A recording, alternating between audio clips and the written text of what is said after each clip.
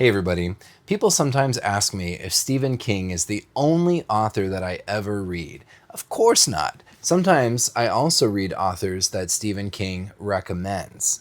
How's that for broad horizons? So I had heard of this novel, Carrion Comfort by Dan Simmons, and I saw it on the shelf at my local library, picked it up, and on the front cover is a Stephen King blurb. Carrion Comfort is one of the three greatest horror novels of the 20th century. Simple as that. Stephen King. So, like that, I was hooked, and I knew that I had to pick this book up, and what a ride. I'm not a fast reader, but I am a consistent reader. I do read every single day, and it took me a few weeks, several weeks, to get through Carrion Comfort, as it is 767 pages in the trade paperback. And this is going to sound really lame, but the printing is really small, and the margins are pretty small too. There's a lot of story packed into these pages. And the novel takes place, it covers a span of decades, from about the 19 teens and 1920s up through the 1980s.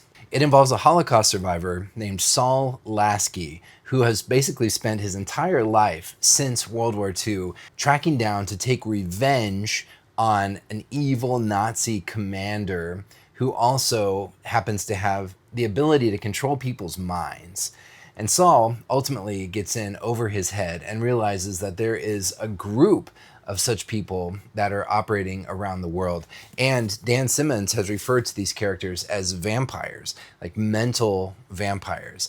And it's a really interesting concept because it changes the way that we traditionally conceive of vampires. And I'm not 100% sure that I would consider them vampires, but they are really, really, really scary, twisted, perverse villains. The mind control scenes like really redefine the idea of rape, and they're very, very disturbing. They're very, very powerful and memorable and disturbing, as are many, many other aspects of this novel. While it has an epic length, it definitely has more of an intimate scope with small scenes with the characters where you really do get to know them and understand them and their motivations and their pain and what they're running from and what they're running towards. And one is definitely left after the last page with the feeling of having experienced a truly monumental work. Stephen King recommends it. I also recommend it. If you haven't picked up Carrion Comfort, you owe it to yourself to take this journey. It is one that you will never forget. Out of 10 stars, I give it 10 stars. Absolute classic.